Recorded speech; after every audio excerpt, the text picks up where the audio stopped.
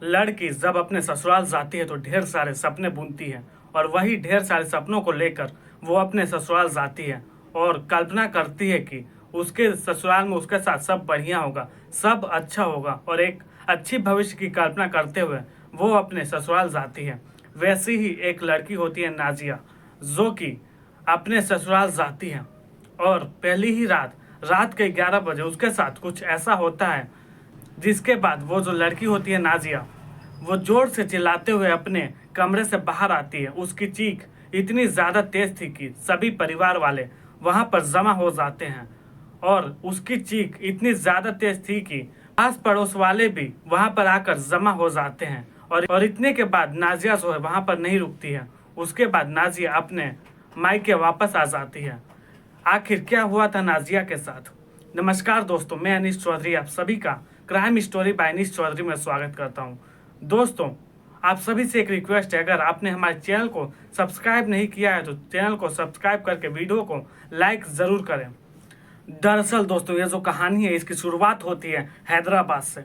हैदराबाद में एक परिवार रहा करता था जिसमें कि नाजिया और उसके पिता, जिनका कि नाम यासूफ था, और उनकी पत्नी हमीदा जो कि एक हाउसवाइफ थी। जो यासूफ थे वो शहर के एक जाने माने कपड़े के व्यापारी थे। शहर में उनका एक अच्छा खासा नाम था, एक अच्छी खासी रुतबा थी उस शहर में उनका। जो यासूफ और हमीदा होती है उनकी सिर्फ एक ही बेटी होती है, इसलिए वो उन्हें बहुत ही ज़्यादा नाज प्यार से पालते हैं और बड़ा करते हैं। यासूफ जो है अपनी बेटी को किसी भी चीज़ की कमी नहीं होने देते थे। वो उसे जो उसे चाहिए होता है वो उसके बोलने से पहले ले आते थे। अपनी बेटी से वो बहुत ही ज़्यादा प्यार किया करते थे और अपनी बेटी की हर ज़रूरतों का ख्याल रखते थे। अब धीरे धीरे उनकी बेटी जो नाजिया होती है वो बड़ी होती जाती है और करीब वो 22 साल की हो चुकी थी। उसकी ग्रेजुएशन भी ख़त्म हो चुकी थी, उसकी पढ़ाई करीब करीब पूरी हो चुकी थी। अब जैसा कि हर पिता सोचता है कि अब मेरी बेटी बड़ी हो चुकी है, अब शादी की लायक हो चुकी है, तो क्यों ना एक अच्छा सा लड़का देखकर इसकी शादी करवा दी जाए। तो जो यासूफ होते हैं वो ये सारी बातें सोचते हैं, लेकिन वो ये भी सोचते हैं कि जिस तरह मैंने अपनी बेटी को इतनी ज़्यादा नाज प्यार से पाला है, इतने ज़्यादा अच्छे से रखा है, इतना ज़्यादा मैं उसका ख्याल रखता हूँ, मुझे भी कोई ऐसा ही मिले जो मेरी बेटी का ख्याल रख सके। इसलिए एक ऐसे ही लड़के की तलाश में वो शुरू कर देते हैं और अपने रिश्तेदारों और यार दोस्तों से बात करने लगते हैं कि मेरी बेटी की शादी के लिए कोई अच्छा सा लड़का बताओ। तो तभी उनका एक मित्र होता है जो कि उन्हें एक लड़के के बारे में बताता है जो कि बगल ही के शहर का था, जिसका परिवार बहुत ही छोटा था, जिसके परिवार में उसके माता पिता और वो एक लड़का था। उसका जो परिवार था वो बहुत ही ज़्यादा रईस था, उस लड़के का परिवार, और एक अच्छा छोटा और सुखी परिवार था, ऐसा उसके मित्र ने उसे बताया था यासूफ को। इसके बाद यासूफ जाकर उस लड़के को देखता है, सारा कुछ देखता है, उसका घर बार देखता है, उसको बहुत ही ज़्यादा पसंद आता है। उस लड़के का स्वभाव भी यासूफ को बहुत ही अच्छा लगा, बातचीत करने का ढंग उसको बहुत ही ज़्यादा पसंद आता है। तो वो सोचता है कि मेरी बेटी के लिए इससे ज़्यादा अच्छा लड़का हो ही नहीं सकता है। इसके बाद उसके घर वालों से सारी शादी की बात करता है। घर आके वो नाजिया को बताता है। नाजिया बोलती है कि ठीक है पिताजी, जैसी आपकी मर्जी, जहाँ आप बोलोगे मैं वहाँ पर शादी कर लूँगी। आपने लड़का देखा है तो कोई अच्छा ही लड़का होगा। ये सोचकर नाजिया भी हाँ कर देती है। इसके बाद निगाह का दिन आता है, निगाह की तारीख तय होती है, निगाह का दिन आता है, निगाह होता है। निगाह होने के बाद जो नाजिया जो होती है वो अपने ससुराल चली जाती है और ससुराल जाने के बाद जैसे कि हम सभी जानते हैं कि शादी ब्याह के माहौल में जो घर में बहुत ही ज़्यादा भीड़ भाड़ होती है, बहुत ही ज़्यादा दूर दराज के रिश्तेदार आए हुए होते हैं, बहुत ही ज़्यादा भीड़ भड़ाके का माहौल होता है। इसी कारण जिस दिन नाजिया अपने ससुराल आती है उस दिन बहुत ही ज़्यादा भीड़ थी उसके घर में और बहुत ही ज़्यादा रस्में होती हैं और उसके घर में बहुत ही ज़्यादा रस्में चल रही थी, जैसे कि मेहंदी की रस्म, मुंह दिखाई की रस्म आदि। और इसी सब रस्मों में पूरा दिन कब बीत जाता है पता ही नहीं चलता है। और शाम होती है, शाम होने के बाद जो पास के रिश्तेदार होते हैं वो अपने घर चले जाते हैं और जो दूर के रिश्तेदार होते हैं वो वहीं पर रह जाते हैं। और अब शाम से रात होती है, रात होने के बाद सभी का खाना बनता है, सभी लोग अपना खाना खाते हैं और नाजिया अपने शोहर के कमरे में चली जाती है। और कुछ देर बाद वो अपने शोहर का इंतज़ार करती है और कुछ देर के बाद उसके जो शोहर होते हैं वो उसके कमरे में आ जाते हैं। दरअसल दोस्तों उसके शौहर उसके कमरे में आकर उससे थोड़ी सी बातें करते हैं और उसके बाद वो बोलते हैं कि मैं थोड़ा आज का आज का जो फंक्शन था बहुत ही ज़्यादा हेक्टिक था, मैं बहुत ही ज़्यादा थक गया हूँ, तो क्या आज हम सो सकते हैं? तो नाज़िया बोलती है कि ठीक है। वो भी सोचती है कि हाँ बहुत ही ज़्यादा आज थक गए हैं, बहुत ही ज़्यादा माहौल हेक्टिक था, बहुत ही ज़्यादा मैं थक गई हूँ। तो नाज़िया भी ये सोचकर अपने पति को बोलती है कि ठीक है, और दोनों फिर सो जाते हैं। फिर अगला दिन आता है। अगले दिन भी शादी विवाह का फंक्शन होता है। कुछ लोग गए होते हैं तो कुछ रिश्तेदार अभी भी वहीं घर पे थे। और आज अगला दिन भी बहुत ही ज़्यादा हेक्टिक होता है, बहुत ही ज़्यादा लोग आए हुए होते हैं तो उनके लिए खाना बनाना, उनको खाना खिलाना, फिर ऐसे ही करते करते कब शाम हो जाती है और फंक्शन पे फंक्शन होते रहते हैं, पता ही नहीं चलता। फिर शाम से रात हो जाती है। रात को सभी के खाने के बाद फिर नाजिया अपने पति नाहिद का अपने कमरे में इंतज़ार करने लगती है। इंतज़ार करते करते अब करीब रात के 12 बज गए थे। रात के करीब 12 बजे नाहिद अपने कमरे में आता है और नाहिद अपनी पत्नी को बोलता है कि आज मुझे माफ़ कर दो, मुझे आने में थोड़ी देर हो गई। मेरे जो दोस्त लोग हैं उन्होंने मुझसे पार्टी मांग ली थी शादी की, उसी में मुझे लेट हो गया।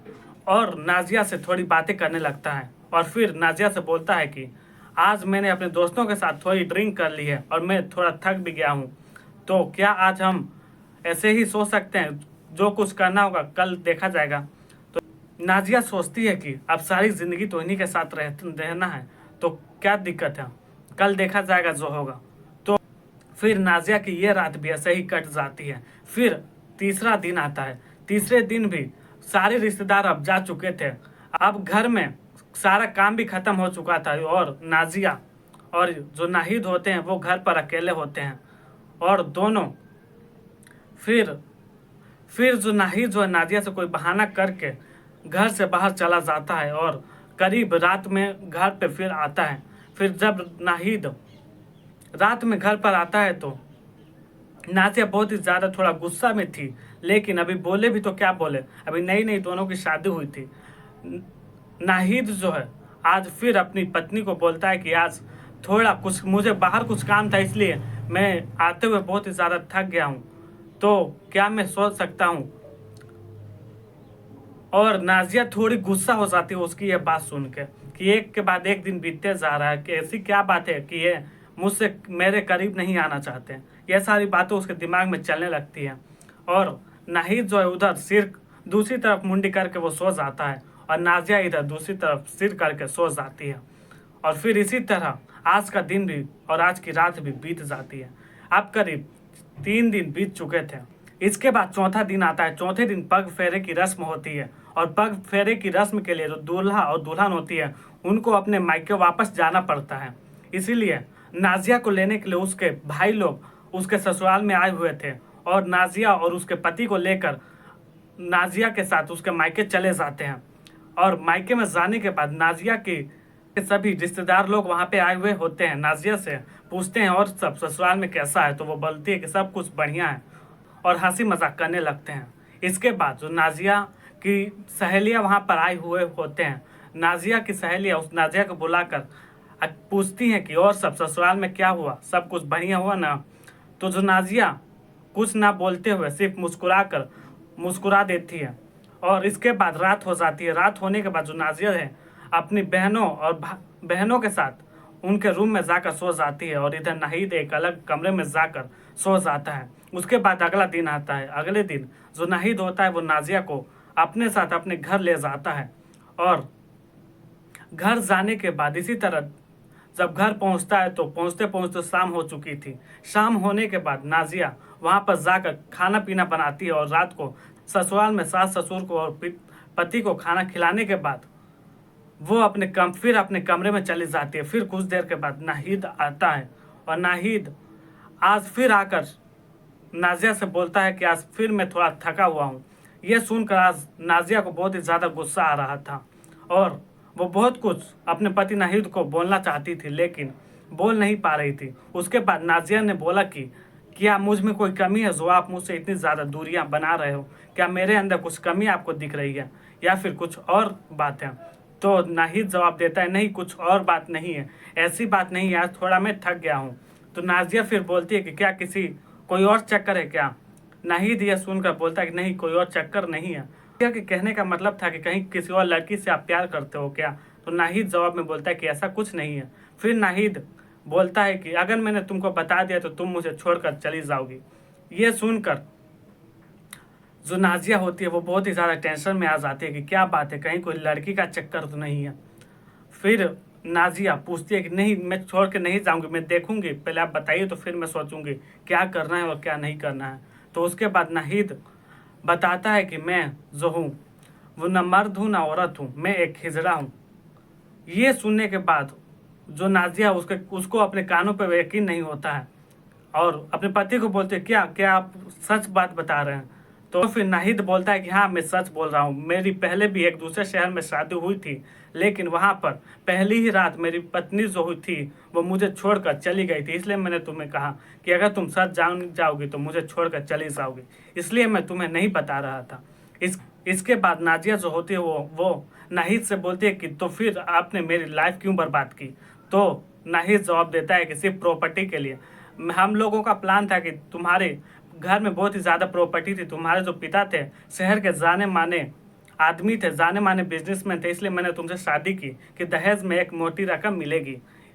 तो फिर नाजिया बोलती है कि आपने चंद पैसों के लिए मेरी पूरी ज़िंदगी बर्बाद कर दी। और नाजिया जो ज़ोर से चिल्लाने लगती है और नाजिया इतने ज़ोर से चिल्लाती है कि उसके घर वालों के साथ उसके आस पड़ोस के लोग भी जमा हो जाते हैं कि आखिर क्या बात है। और चिल्लाने के बाद नाजिया अपने ससुराल में ना रुक के तुरंत अपने मायके में कॉल करती है। मायके से उसके पिताजी आते हैं और जब पिताजी ये सारी बातें सुनते हैं नाजिया के मुंह से, तो वो थाने में जाकर पुलिस को कंप्लेंट करते हैं कि हमारे साथ धोखाधड़ी हुई है। और पुलिस वहां पर आती है और उस पूरी फैमिली को गिरफ्तार कर लेती है कि आपने धोखा दिया है। धोखाधड़ी का चार्ज उस पूरी फैमिली पर लगा देती है और इसके बाद उस पूरी फैमिली को जेल हो जाती है। दोस्तों, इसके बाद जो नाजिया है उसकी लाइफ तो बर्बाद हो ही चुकी थी। उसके जो पिताजी थे उन्होंने एक अच्छा लड़का देकर उसकी शादी तय कर दी। तो दोस्तों, आपका क्या विचार है, नाहिद ने सही किया या गलत? आप अपने विचार हमें कमेंट बॉक्स में ज़रूर बताएं। और अभी तक आपने हमारे चैनल को लाइक करके चैनल को सब्सक्राइब जरूर करें। मिलते हैं नेक्स्ट वीडियो में।